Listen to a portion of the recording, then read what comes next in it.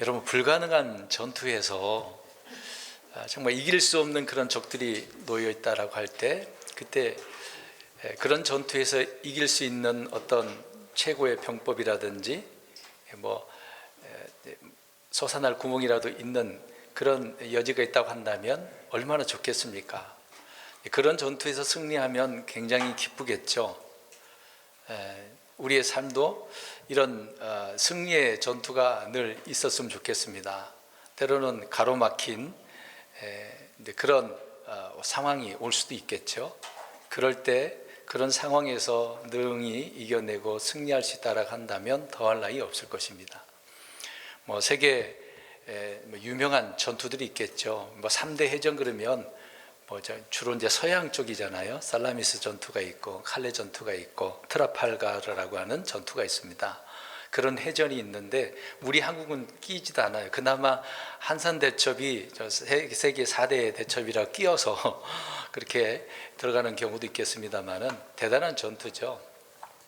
또 역사가 또 기록을 하고 있듯이 삼국지에 나오는 적벽대전이 있을 것입니다. 이제 조조하고 또 촉나라하고 오나라와 같이 이제 싸우게 되는 부분이 있겠죠. 그때 이제 이 적벽대전을 이야기할 때 제갈량이 도와주지 않습니까?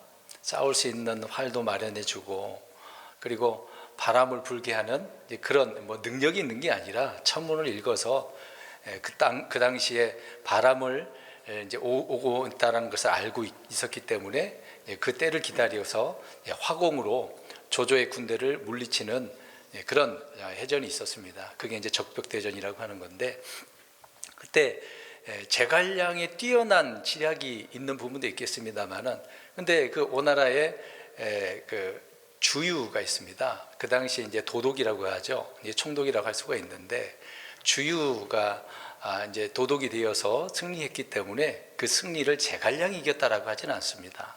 주유의 적벽대전이라고 이야기를 하죠. 그리고 우리나라 역사를 보면 이제 태봉국 이제 궁예 때죠. 왕건이 총사로 있었을 때 저 나주죠. 예전에 이제 금성이라고 하는데 이제 그것이 그 장소가 영안군에 있는 덕진포 해전이라고 할 수 있습니다. 견훤과 싸워서 이제 승리한 이제 그 해전을 적벽대전이 덕진포 해전이라고 하거든요. 근데 왕건이 어떻게 이길 수 없었습니다. 견훤의 그 배가 군사들이 더 많았거든요. 근데 불가능한 그런 해전이라고 생각을 했었는데 그 당시에 이제 왕건의 태평군사가 있었습니다. 태평군사도 역시 적벽대전의 그 내용을 떠올려서 그 지역에 바람이 언제 불 건가라는 것을 생각을 하고 그때를 기다려서 어떤 천도제를 하는 제사를 지내는 그런 면도 있었겠습니다만은 어찌됐든 그 당시에 이제 왕건이 승리로 이제 화검으로 그때도 마찬가지죠. 승리를 하게 되었습니다. 그때도 태평이라고 하는 사람이 지략이 뛰어난 부분도 있겠습니다만은 그 사람을 높이는 게 아니라 총사였었던 왕건을 높이게 되어지죠. 그리고 우리가 또 잘 알고 있는 이순신 장군 대단하잖아요. 한 번도 패한 적이 없고 다 승리한 사람인데 여러 해전도 있긴 한산대첩 아침에 얘기했던 것처럼 그런 해전도 있겠지만 명량 해전이 있지 않습니까? 그때 또 불가능하잖아요. 엄청난 왜군들이 있었는데 울돌목이라고 하는, 그러니까 그 물이 우는 길목이라고 해서 울돌목이라고 하지 않습니까? 그곳에서 300척 가까이 왜군들을 배를 침몰시키는 대단한 전투인 것을 우리가 알 수 있습니다. 근데 이게 그 기간이 일어나는 것을 보면은 적벽대전은 208년이고요. 그리고 나주 이제 덕진포 해전 같은 경우에는 912년이고 또 명량 해전 같은 경우는 1597년 아닙니까? 이제 연도가 좀 그래요. 근데 역사가 그걸 기록해 놓고 주로 이제 말을 할 때 누가 이겼다고 합니까? 금방 말씀드린 것처럼 이순신이나 왕건이나 주유가 그렇게 이겼다라고 이야기를 하고 있습니다. 승리는 늘 앞장선 대장이 승리를 쟁취하고 많은 사람들이 그 사람을 높이는 부분도 있죠. 그런데 이제 그런 승리를 이제 군사들이 싸워서 이겨냈습니다만은 국민인 나라의 백성인 사람들이 우리가 이겼다라고 하잖아요. 대부분 그 싸움에서 이긴 쪽이 우리가 이겼다라고 표현들을 하는 것입니다. 그러면 그런 부분에 있어서 이제 전쟁에서 불가능한 그런 전투에서 승리를 하고 그 승리였을 때 이것이 내 승리다라고 말들을 합니다. 지금도 역사책이나 뭐 드라마로 나오는 부분도 있겠지만 그럴 때마다 우리는 어떻습니까? 이제 그 승리를 사실적으로 내가 이겼다라고 하지는 않잖아요. 과거에 그들이 이겼다라고 표현을 하죠. 물론 우리 역사라고 한다면 우리나라가 그렇게 이겼다라고 표현하기도 합니다. 그러면 우리 예수님은 어떨까요? 우리 예수님은 혈과 육의 실제적인 그런 전투는 아니지만 영적인 전투 아닙니까? 물론 로마 군사들과 많은 종교 지도자들에 의해서 예수님께서 죽임을 당한 면도 있겠죠.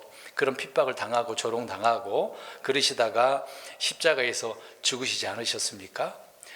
그 예수님께서 십자가에 죽으셨을 때 많은 사람들이 볼 때는 예수님이 실패했다고 그래요? 승리했다고 합니까?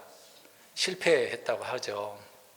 근데 성경에서는 그 십자가의 죽음을 뭐라고 표현합니까? 실패가 아니라 승리라고 표현하고 있는 거죠. 근데 예수님께서 직접 그런 일을 본수 다 계획하시고 본인이 다 이루어내신 거 아닙니까? 십자가에서 본인이 그렇게 죽으셨잖아요. 근데 그 죽음, 그 승리를 누구 것이라고 합니까? 물론 주님의 것이지만 우리 것. 예수님의 죽음도 내 죽음이고 또 부활도 내 부활이고 승리도 내 승리라고 표현하잖아요. 물론 주님이 다 하신 것이지만 얼마나 감사한지 모릅니다. 이제 그런 십자가를 우리는 어떻게 생각을 하고 있는지 늘 우리는 잊지 않죠. 제가 늘 강조하고 있었으니까. 근데 세상에 나가서 이 십자가를 얼마큼 우리가 사랑하고 또 감사하고 찬양하고 오늘 이제 제목처럼 부끄러워하지 않고 있는가, 오히려 자랑하고 있는가, 이제 그런 면이죠.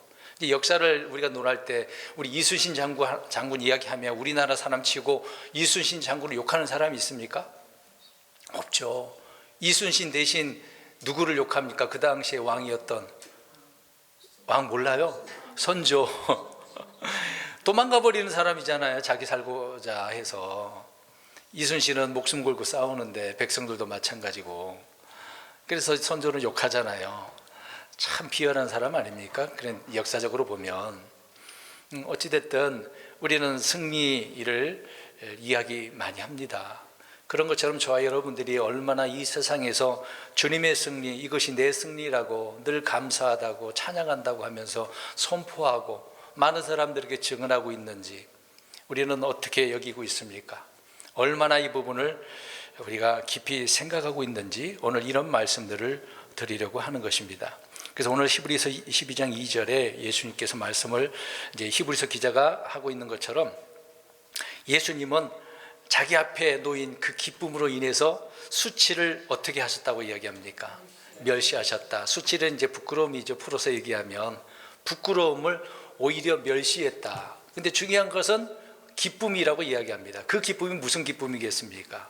좀 전에 앞에서 얘기한 것처럼 십자가에서 승리잖아요. 죄와 죽음에서 저 보이지 않는 영적 전투에서 마귀와 싸워서 승리하는 이 땅에 오셔서 마지막으로 그 일을 이루시는 거 아닙니까? 아주 중요한 일이잖아요. 이 기쁨으로 인해서 예수님께서 당하시는 그 부끄러움, 수치를 오히려 멸시했다라고 이야기합니다. 다시 말해서 십자가를 지는 것을 부끄러워하기는 고사하고 오히려 수치를 멸시했다. 내게 부끄러움이 얼마나 많겠습니까? 이제 속된 말로 우리가 흔히 이제 특히 겨울 같은 경우에 길을 가다가 미끄러져서 넘어지면 어떻습니까? 사람들이 막 쳐다볼 때. 그게 이제 부끄러움을 수치라고 보는 거죠. 별거 아니지만 사람들이 넘어졌다 생각하지만 본인은 굉장히 부끄럽다고 생각하잖아요. 그래서 흔히 이제 쪽팔려 그러지 않습니까? 우리는 그렇게 별거 아닌데도 그렇게 생각을 하는 거죠. 근데 주님은 사람들에게 조롱당하고 십자가에서 옷 다 벗긴 상태에서 사람들이 주님을 죽이고 조롱을 하잖아요. 그 십자가의 길이 죄인 취급당했잖아요. 재판도 받지도 못하고 그냥 어거지로 해서 죽일 사람 만들어 놓고 죽여야 된다고 십자가에 못 박으소서라고 얼마나 유대인들이 강조를 했습니까? 정말 수치잖아요. 그것이 보면 저와 여러분들이 죄인이라고 생각했을 때 죄인이 당하는 그런 형벌을 십자가의 형벌 아니고 최고의 극형 아닙니까? 그런 일을 당한다고 생각을 해보세요. 부끄러울까요? 안 부러울까요? 부끄럽죠. 올바르게 살았다 하더라도 그런 사람들이 쳐다볼 때 욕을 할 때 부끄럽죠. 그래서 얼굴을 이렇게 쫙 숙이고 있잖아요. 당당하면 고개를 들겠죠. 부끄러움이 없는 사람은. 주님은 우리의 죄와 저주를 지셨지만 죄인이 아니셨습니다. 또 털 깎는 자 앞에서 잠잠한 어린 양과 같이 십자가의 고난을 다 받으셨죠. 주님은 우리를 위해서 그래서 십자가는 지는 그 일에 대해서 한없이 부끄러움을 느끼시지 않으셨다는 얘기입니다. 오늘 어떻게 하셨다고요?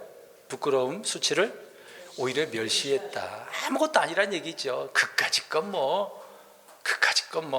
그러니까 우리가 일요일에 겨울에 미끄러져서 넘어졌을 때 그냥 털고 일어나면 돼요. 본인 스스로가 괜히 부끄러울 필요도 없는 것처럼. 근데 우리 주님은 이 십자가 지는 것, 죽는 것 그렇게 아무렇지도 않게 여기셨다는 얘기죠. 오히려 멸시하신 것입니다. 또 형제라 부르는 것을 조금 더 부끄러워하지 않았다라고 이야기합니다. 저와 여러분들, 유대인들, 이게 믿는 자들이 다 형제라고 부르잖아요. 이제 성경은 그렇게 말씀을 하고 있습니다. 우리 주님은 하나님이신데도 불구하고 우리랑 형제라고 그렇게 얘기하십니다. 그런 걸 부끄러워하지 아니했다. 또 주님은 우리를 하나님이라 불리는 것을 전혀 부끄러워하지 않았다라고 하는 것입니다. 우리들의 하나님이라고 그렇게 불려주셨는데 별것도 아니 죄인이잖아요. 근데 우리들의 하나님이라고 하시니까 그거를 부끄러워하지 않았다. 또 믿는 자들을 형제고 또 앞에서 말씀을 그렇게 드렸지만 친구라 부르는 것도 주저하지 않으셨다. 또 바리새인들이 세리와 죄인들의 친구로다라고 그런 말까지 비방하지 않았습니까? 예수님은 그런 사람들, 세리들, 가난한 자들의 친구다라고 하잖아요. 이런 비난을 받는 걸 조금도 개의치 않으셨다라고 하는 것입니다. 주님은 사람들이 멀리하는 세리나 창기들까지라도 기꺼이 만나주시고 함께 식사까지 하셨어요. 이제 그런 것까지 유대인들은 조롱하지 않았습니까? 그래서 우리 주님은 사람들의 시선이나 어떤 그 사회의 관습이나 어떤 통념들이 있을 겁니다. 이제 그런 것들을 전혀 의식하지 않았습니다. 사람들이 정해놓은 그런 어떤 통념, 의식들, 또 관습들 거기에 매일 필요도 없었던 거죠. 주님의 길을, 자신의 길을 묵묵히 가셨던 우리 주님 아닙니까? 사람들이 늘 그것을 정해놓고 그걸 안 가면 저놈은 관습도 모르는 놈이라고 욕하잖아요. 전혀 잘못된 관습인데도 불구하고 사람들이 정해놓은 것대로 안 하면 그렇게 비난을 당하는 거죠. 예수님이 그런 비난을 얼마나 당하셨습니까? 특히 안식일에 병자도 고쳐주네요. 일을 하지 말라고 그랬는데 예수님께서 일하셨다라고 그것까지라도 비난을 한 사람들이 유대인들 아니었습니까? 근데 반면 주님께서 진정으로 부끄럽게 여기는 부류의 사람들이 있어요. 그런 사람들은 누구겠습니까? 이 땅에서 주님과 말씀을 부끄러워하는 자들이라고 나옵니다. 마가복음 8장 38절에 나오죠. 누가복음 9장에도 나옵니다. 주님도 부끄러워하고 주님의 말씀이 부끄럽고 그런 사람들을 주님께서 부끄러워하신대요. 희한하죠. 자신의 그 수치는 멸시하시는 분이신데 자신이 하신 말씀들을 부끄러워하는 자들을 그런 사람들을 주님께서 부끄러워하신대요.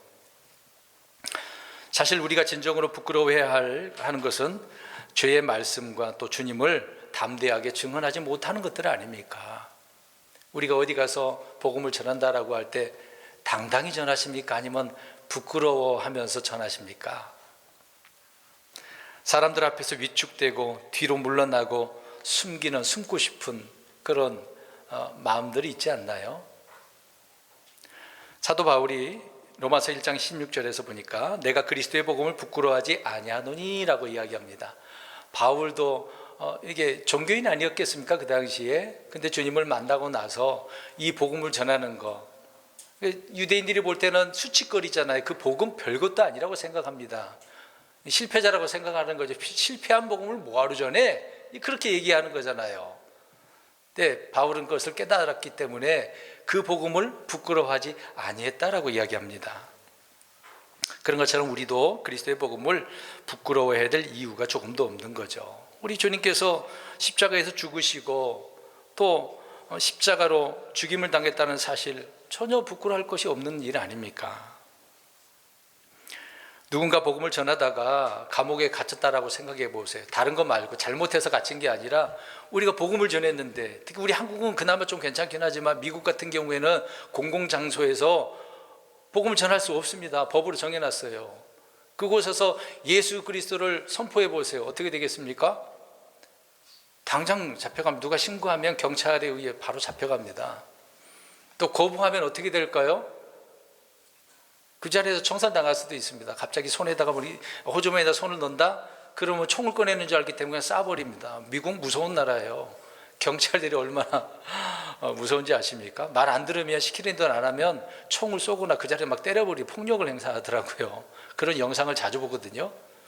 무섭더라고요. 근데 우리는 복음을 전하다 감옥에 갇혔다라는 소식을 들으면, 그런 말들을 들으면 오히려 자랑스럽잖아요. 그 사람이 대단하다. 물론 잘못해서 가면은, 그리스도인으로서 잘못해서 들어가면 부끄럽죠, 사실상. 근데 복음을 전하다가 그런 사람을 대단하다고 이야기하죠. 주님께서 기쁨으로 십자가를 견디셨고 수치를 멸시하신 것처럼 우리 역시 그러해야 한다라고 하는 것입니다. 주님께서 멸시를 이렇게 멸시한 그 수치라고 한다면 우리 역시 동일한 가치관도 있어야 되고, 동일한 그런 시각을 가지고 당연히 여겨서 승리의 십자가를 자랑하며 살아가야 되겠죠. 그래서 오늘 12장 2절이지만 13장 13절을 한번 보시기 바랍니다. 히브리서 기자가 뭐라고 이야기하는지. 이 치욕을 짊어지고 나아가라고 이야기합니다. 어디로 가야 될지 읽어봅니다. 13장 13절 시작. 그러면 우리가 그분의 치욕을 짊어지고 진영 밖에 계신 그분께 왜 진영 밖에 예수님께서 계신 곳으로 나아가라고 이야기합니까? 이 치욕을 우리도 짊어지고 가야 되는데, 예수님께서 걸으셨던 그 길대로 가는 거죠. 예수님께서 죽임당하는 곳이 어디예요? 성전 밖이잖아요. 그게 이제 진영 밖이라고 표현하고 있는 거죠. 예, 그 부끄러움 짊어지고 가요, 당당히. 우리도 그렇게 하자라고 히브리서 기자는 말씀을 하고 있는 겁니다. 주님이 그러셨는데 우리도 그렇게 당당하게 가자, 그 얘기죠. 부끄러워하지 말라고. 말씀드린 것처럼 저와 여러분들은 주님과 복음을 부끄러워해 본 적이 없습니까? 아니면 주님의 증인들, 사역자들, 그런 사람들을 부끄러워해 본 적이 있습니까? 복음을 전하는 사람, 잘못 전하는 사람 말고요. 우리는 이 땅에 살면서 주님과 또 주님의 말씀을 조금도 부끄러워해서는 안 되는 겁니다. 그래서 오늘 본문에 수치를 멸시하고 십자가를 견디셨다고 이야기합니다. 예전에 여러 번 제가 또 얘기했던 부분이 제 경험이니까요. 고등학교 2학년 때, 물론 어렸을 때 교회 주일학교 왔다 갔다 했습니다만은 본격적으로 회심한 때가 고등학교 2학년 때였거든요. 근데 예수님 믿고 구원을 받았는데 아직까지 그 당시에는 굉장히 여리죠. 아는 것도 없고 믿음 성장한 것도 아닌데요. 근데 학교에서 점심 식사 시간이 돼서 이제 밥을 먹잖아요. 근데 밥을 먹으면 그리스도인이라고 한다면 뭐부터 하고 먹습니까? 그렇죠. 기도하고부터 먹잖아요. 근데 기도는 하긴 하는데, 하고 싶은데 친구들이 볼까봐 부끄러워서 그냥 살짝 이렇게 안 보는 거 쳐다보고 이렇게 살짝 기도하고 감사기도 하고 밥을 먹은 적이 몇 번 있었어요. 나중에 이제 회개했죠. 내가 이렇게 주님을 부끄러워한 사람인가. 또 말씀 듣다 보니까 그 당시에 그 장로기 목사님이 이런 부분에 대한 설교도 하신 적이 있거든요. 그래서 그걸 깨닫고 이러면 안 되는구나. 이제 그 이후로 당당하게 내가 그리스도인 것을 부끄러워하지 않고 감사하기도 하고 밥을 먹는 그런 일이 있었습니다. 근데 저에게는 그 당시 굉장히 신앙적으로 어렸을 때니까 잊지 못할 일이죠. 그래서 그 이후로는 어디 가서 우리 예수님에 대하여 부끄러워한 적은 없습니다. 그러니까 히브리서 12장 2절 이런 결과로 우리가 구원받게 됐고 주님의 자녀가 됐고 늘 감사하고 찬양하며 영광 돌리면서 오늘 이 시간도 이렇게 나와서 주님을 섬기고 있는 것 아닙니까? 주님께서 못 박힌 그 십자가는 홀로 죽은 십자가가 아닙니다. 누구든지 그 십자가의 주 예수 그리스도를 믿을 때 우리의 옛사람 역시 함께 십자가에 못 박히게 된다고 말합니다. 우리 성경 볼까요? 로마서 6장 6절. 그리스도 십자가는 오히려 우리의 죄의 몸을 멸해버린다라고 이야기하고 있습니다. 이 죄의 몸을 멸해버리니까 얼마나 감사하겠어요. 내가 죄인인데. 로마서 6장 6절 읽겠습니다. 시작. 우리는 이 사실을 아노라. 즉 우리의 옛사람이 그분과 함께 십자가에 못 박힌 것은 죄의 몸이 멸절되어 이제부터는 우리가 죄를 섬기지 아니하게 하려 합니다.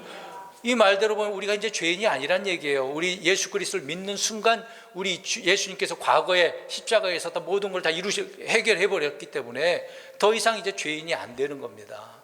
얼마나 감사한 일이겠어요. 더 이상 죄를 섬기지도 않고 주님을 섬기며 살아가는 거죠. 그래서 우리가 죽지 않으면 결코 죄로부터 자유로울 수가 없는 거죠. 죄로부터 자유롭게 되려면 예수님께 죽으신 것처럼 우리도 어디에 죽어야만 하는? 십자가에. 이미 이제 과거에 주님께서 다 이루셨지만 지금 2025년도 누군가 믿는다 하면 그것이 나에게 결과가 주어진 거예요. 얼마나 감사합니까? 내가 그렇게 한 것도 아닌데 오래전에 다 이루셨던 거잖아요.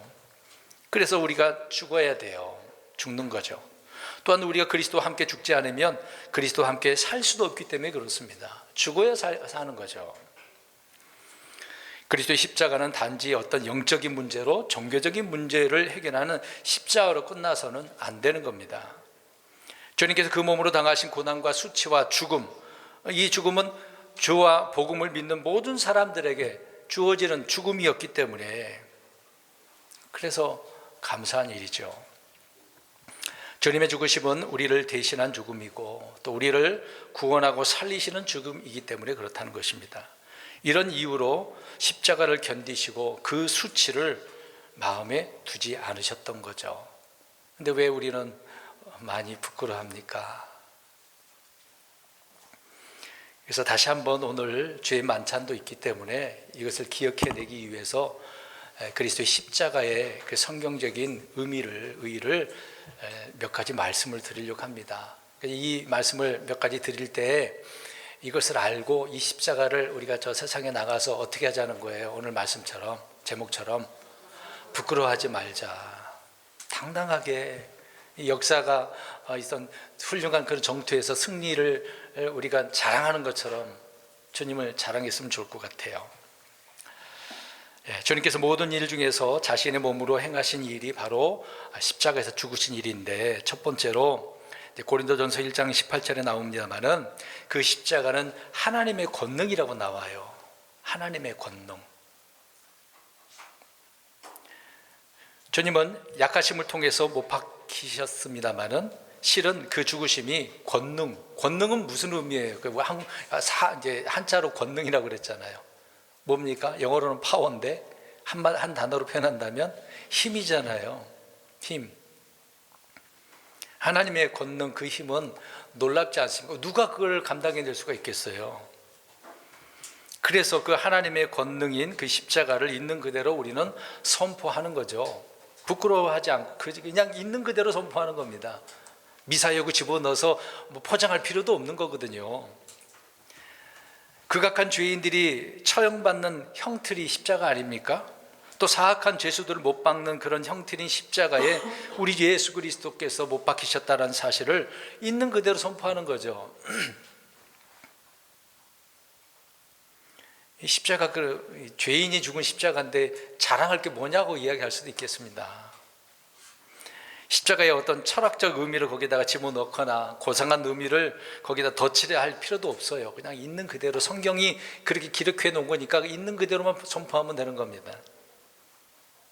십자가를 선포하는 자체가 권능이기 때문에 그래요. 권능. 그러니까 우리가 복음을 전할 때 많은 말 필요 없습니다.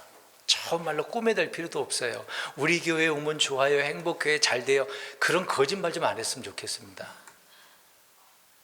가면 정말 잘 되나요? 복 받는다, 무조건 그 복은 다 물질복이거든요. 대부분 11조 하면 복 받는다고, 그러면 오랫동안 11조 했는데 여전히 가난한 사람은 어떻게 해요? 사기당한 거잖아요. 아닙니까? 그런 말 하지 말고. 그래서 우리 전도지를 보면 다른 내용을 하였습니다. 죽음에는 순서가 없다고 한 것처럼 왜 순서가 없는지 복음만 기록을 해놨습니다. 다른 말 필요 없어요. 좋은 말로 뭐 예수 믿으면 뭐 건강해진다고 뭐 어떤 사람 팔복을 거기다가 몸에 대한 그 건강의 복을 써놓기도 하더라고요. 그게 중요한 것도 아닌데 당장 구원받는 게 중요한 거 아닙니까? 그래서 있는 그대로만 선포하면 돼요. 내 말로 구원받나요? 주님의 말씀으로 구원받나요? 주님의 말씀 들음으로 구원받는 거잖아요. 근데 내 말로 구원받는다? 있을 수 없는 거거든요. 그것이 바로 수치를 멸시하신 이유이기 때문에 하나님의 권능이 거기 있어요. 십자가. 그러니까 이거를 자랑해야죠. 두 번째로는 십자가에 못 박히신 그리스도는 하나님의 지혜다라고 이야기합니다. 세상의 지혜와 하나님의 지혜가 같겠습니까? 사람의 지혜와 하나님의 지혜가 같겠습니까? 십자가는 누구의 마음속에서 떨어온 적도 없는 하나님의 지혜죠. 누가 이런 계획을 할 수가 있겠어요? 이 십자가를 통해서 모든 죄를 용서해 줄 수 있는 이런 계획을 누가 할 수 있겠습니까? 죽으려 하겠나요? 자기 자식을, 하나밖에 없는 자식을 죽음에 내어줄 수 있는 그런 자가 어디 있습니까? 주님의 지혜인 것이기 때문에 그런 겁니다. 그래서 이런 하나님의 지혜에 대해서 유대인들은 이 십자가가 걸려 넘어지는 거라고 그랬어요. 그리스인들은 어리석다고 생각하고 있는 거죠. 특히 그리스인, 그 당시에 헬라 아닙니까? 헬라, 그리스인 과거에 그러면 그들은 주로 무엇을 탐색한 자들이었습니까? 지식, 지혜, 그노시스라고 하는 지식을 탐구하는 그런 자들이었던 거죠. 근데 그들이 볼 때는, 생각해 볼 때는 그게 뭔데? 말만 하는 거 아니야? 말쟁이들 아니야? 그게 뭐 어쨌다고, 뭐 십자가에 죽었다고? 죽었는데 뭐 그게 어쨌다고? 이렇게 나오는 거죠. 그들의 입장에서는 그래서 걸려 넘어지는 거다. 그래서 세상 어떤 종교나 철학에서도 십자가에 처형당해서 죽은 자를 신격화할 수가 없습니다. 죽었는데 무슨 신격화합니까? 대부분 신격화하는 것은 어떤 사람을 신격화하려고 하는 거죠? 불멸, 위대한 걸 자랑하라는 거고 죽지 않은 걸 신격화하는 거죠. 우리나라 토종 이단들도 있잖아요. 그 교주들을 대부분 어떻게 한다고 합니까? 죽지 않고 영생한다고 그러잖아요. 근데 안 죽을까요? 죽어요. 이미 죽은 자도 있고요. 또 앞으로 죽을 자도 있어요. 이제 좀만 기다려 봅시다. 저기 신천지 한번 보자고요. 영생하는지 안 죽는지. 그래서 그런 자를, 죽은 자를 신격화하지 않는 거죠. 세상에서는 그렇습니다. 그러나 우리는 계속해서 십자가에 못 박히신 그리스도를 선포하는 거죠. 죽으신 게 아니라 그 죽음에서 부활하시고 승리하셨기 때문에. 그래서 주님께서 십자가를 견디신 거예요. 이런 것 때문에요. 수치 멸시하신 겁니다. 세 번째로 이 십자가에 못 박히신 우리 예수 그리스도에 대해서, 이 십자가에 대해서는 우리가 알아야 될 주제인 거예요. 알아야 될 거예요. 몰라서. 그래 우리 성도님들에게 지금 알려주는 겁니다. 이것을 알고 자랑하시라고요. 자랑하시라고. 우리가 알아야 될 것들이 막 많은 줄 알고 고민하지 마세요. 예수님 믿고 성경 읽으라고 하면, 배워야 된다고 한다면 걱정부터 막 앞서 이 많은 걸 다 어떻게 알아요? 그냥 하나씩 처음 조금씩 배워가면 되죠. 근데 사람들은 부담을 가져. 성경 읽으라고 하면 일단 부담 가져요. 희한하지 않습니까? 구원 받았으면 그걸로 끝나는 게 아니라 하나님을 좀 알아야 되는 거잖아요. 주님이 어떤 분이라는 걸 알고 어떤 계획을 갖고 있고 어떤 계획들을 이루시는지를 알아야 되는 거잖아요. 그래서 읽으라고 하면은 굉장히 부담스러워합니다. 세상 책들은 잘 읽으면서 희한하게도 성경 읽으라고 하면 안 읽어요. 우리 성도님들은 어떻습니까? 성경이 읽혀집니까? 들려집니까? 아직까지요. 잘 안 돼요. 계속 읽어보십시오. 그러다 보면 나도 모르게 알게 된다니까요. 안 읽으니까 모르는 거죠. 그냥 이 자리에 나와서 잠시 듣고 끝나면은 아무 소용이 없습니다. 그냥 듣는 거 그 정도로밖에, 그것도 일부분이잖아요. 또 다른 교회 가보면 대부분 목사 그 자기 얘기만 하다 보니까 성경 얘기는 거의 안 하잖아요. 그럼 뭘 배우겠습니까?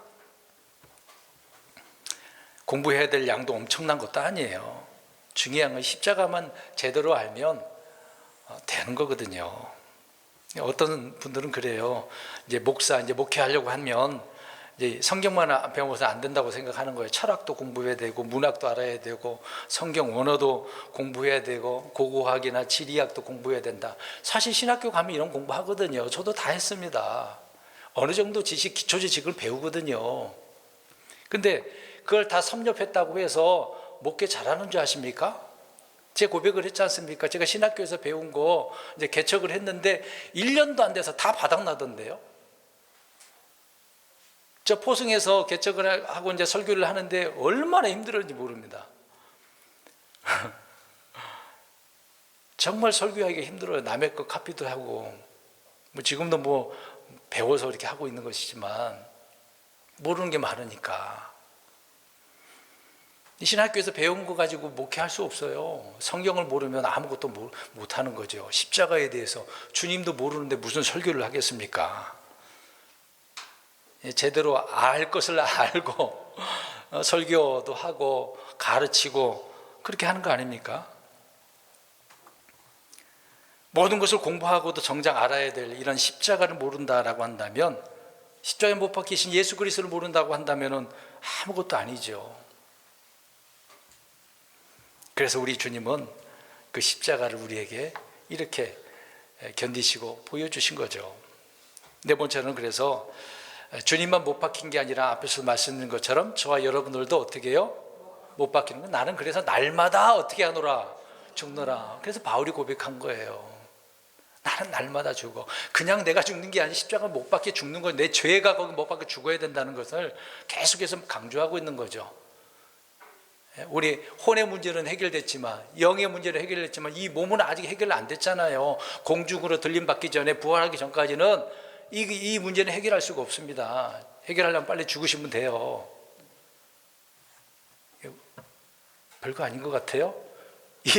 이 육신의 죄에 대한 문제를 해결하려면 어떻게 하면 된다고요? 주님이 빨리 오시든가 내가 죽어야 된다고요. 근데 죽기는 싫잖아요. 살고 싶잖아요. 더 어떻습니까? 더 살고 싶으세요? 지금 당장 죽고 싶으세요? 이렇게 얘기하면 말하기가 힘들죠. 지금 당장 죽고 싶다는 분이 어디 있겠습니까?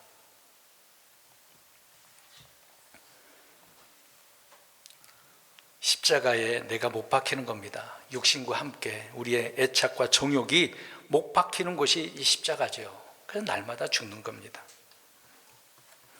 십자가는 죄인들을 못 박아 죽이는 그런 형태인데도 불구하고 거기에 못 박혀 죽지 않는다라고 한다면 그냥 그 십자가는 하나의 장식품이에요. 그래서 사람들이 목걸이에 밑에다 뭘 하고 다녀요? 십자가. 이제 그런 게 유행이었잖아요. 지금 뭐 그러지 않는 분도 있겠지만 그런 거 간혹 보긴 해요.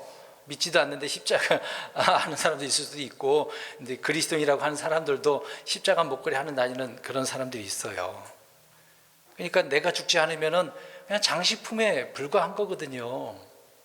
귀에다가도 십자가 그 귀걸이 하는 분들도 있더라고요. 그게 무슨 의미입니까? 자신이 못 박혀 죽는 죄수가 아니라 다른 죄인들의 죽음을 집행하는 그런, 내가 이제 그런 걸 집행하는 집행이라고 생각해 보세요. 구경꾼이라고 생각해 보세요. 이건 부끄러운 거거든요. 내가 죽어야 되는 건데. 저 사람 죽네? 저 사람 죄를 지었으니까 당연히 죽어야지. 그냥 바라보는 구경꾼이나 내가 집행하는 집행자나 그렇게 해서는 안 된다는 얘기입니다. 늘 이 십자가가 내가 그곳에서 어떻게 하는 거라고요? 죽는 거죠. 다섯 번째로는 말씀드린 것처럼 우리가 자랑해야 될 자랑거리예요. 사도 바울이 말하잖아요. 자랑하라고, 십자가를 자랑하라고. 사람들은 저마다 자기를 자랑하고 자신이 한 일을 자랑합니다. 내가 누군데, 특히 우리가 어디 가서 대화할 때 내가 말이야, 라떼는 말이야, 이런 식으로 말하는 사람 있잖아요. 누구 자랑하려고 하는 거예요? 다 자기 자랑이잖아요. 그런 사람들하고는 좀 거리를 두시는 게 좋습니다. 그런 사람들과 교제했다가는 나도 교만하게 되거든요. 사람도 좀 분별해서 가려가면서 교제도 하고 그래야 됩니다. 그런 사람들하고 교제해서는 안 되죠. 내가 망치는 거죠. 우리는 내 자아가 거기에 못 박혀 죽어야 되는 거죠. 내가 죄인이라는 사실을. 이 십자가의 승리가 있기 때문에 늘 자랑하고 살아가는 거죠. 시간 관계에서 더 말씀드리면 여섯 번째로는 그 십자가는 세상과 나의 관계를 정립해주고 있는 겁니다. 우리는 세상에 비록 이렇게 살고 있습니다만은 세상에 속해 있어요, 안 속해 있어요? 속해 있지 아니 이 세상과 함께 있지만 세상에 속해 있지 않아요. 더 이상 예수님을 믿는 순간 주님께 속한 자가 되는 겁니다. 그래서 우리는 세상 밖으로 나가지 않는 거죠. 나가지 않는다 그러니까 세상에서 사는데 왜 안 나가냐고 할 수도 있는데 거기에 속하지 않는다 그런 의미가 되는 거죠. 그래서 세상에 동화되거나 일치되거나 친구가 되지 말라라는 말씀이 있는 거죠. 친구가 되지 마세요. 세상과 친하게 지내지면 주님을 멀리하게 되어지고 그러다 보면 오늘 이제 주제처럼 제목처럼 주님을 어떻게 하게 됩니까? 부끄러워하게 된다니까요. 반대가 되어지는 겁니다. 그리스도의 믿음과 그리스도의 영을 지닌 그런 사람들, 그리스도의 마음을 품고 그리스도의 말씀을 속에 가진 그런 사람들은 영적 세계의 원칙이 바로 십자가에 못 박는 것입니다. 요한복음 16장 33절을 읽어보겠습니다. 관계를 그렇게 정립을 하는 거죠. 16장 33절, 요한복음 16장 33절 읽겠습니다. 시작. 너희에게 이 일들을 말하는 것은 너희가 내 안에서 화평을 얻게 하려 함이니라. 세상에서는 너희가 환난을 당할 것이나 기운을 내라. 내가 세상을 이겼노라. 네. 주님께서 세상을 이겼기 때문에 승리하셨기 때문에 그 승리가 우리 믿는 자들에게 승리가 되어지는 거죠.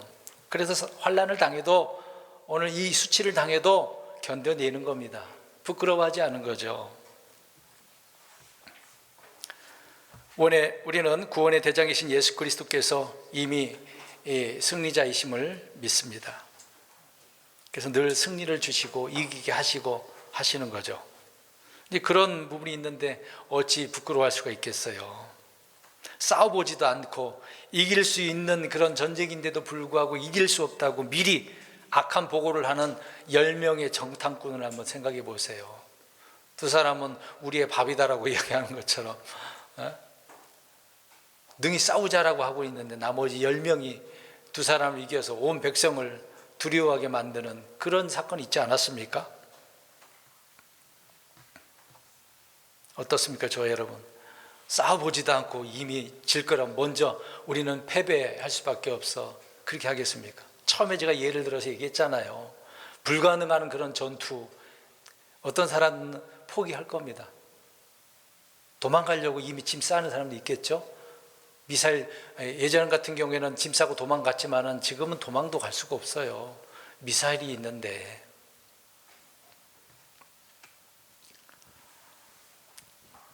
성도들이 믿음으로 싸우면 얻게 될 그 승리의 보장을 오히려 멸시하고 도리어 세상에 황복해버리는 그런 일들이 얼마나 많습니까? 혹시 우리 성도님들 그러시지 않나요? 이미 내가 패배했다라고 선언해버리고 항복해버리는 그런 분들이 있지는 않습니까? 저처럼 부끄러워가지고 사람들 쳐다보나 안 쳐다보나 하는 것처럼. 혹시 그러지는 않으시나요? 누구든지 믿음으로 나아가기만 하면 승리는 선물로 주어지는 겁니다. 내가 승리하는 게 아니에요. 주님이 다 승리한 거 그냥 받아 먹는 겁니다. 누리는 거죠. 그래서 십자가를 견디셨다고 이야기하는 겁니다. 7번째로 이 십자가는 하나님과 화해를 이루는 거라고 그랬습니다. 중간에 막힌 담을 허무는 거죠. 그래서 주님은 중보자로서 죄인들인 우리를 하나님과 화해시켜서 아바 아버지라 부를 수 있게 하시고 하나님의 자녀라 부르게 되어지는 거죠. 그래서 끊어진 관계를 연결해주고 원수가 되게 하는 것을 죽이는 그런 역할을 하는 것이 이 십자가가 아닙니까? 하나님과 이렇게 화해를 하는 건데 이 십자가를 당당히 우리가 선포해야 되는 것 아닐까요? 저주와 정죄는 십자가를 통과하면서 우리에게 은혜와 긍휼이 되어지는 겁니다. 저와 여러분들에게 저주 없어요. 사망이 더 이상 없습니다. 우리는 십자가를 깊이 생각하면 할수록 더욱 놀라운 은혜를 잊게 될 겁니다. 기억하시라고요. 자랑하시라고요. 그 은혜를 좀 경험해야 되지 않겠습니까?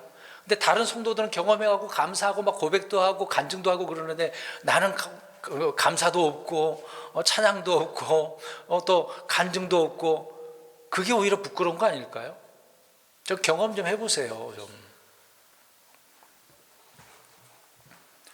또 여덟 번째로 이 십자가는 모든 규례와 모든 그 범죄 기록을 말소시켜 버립니다.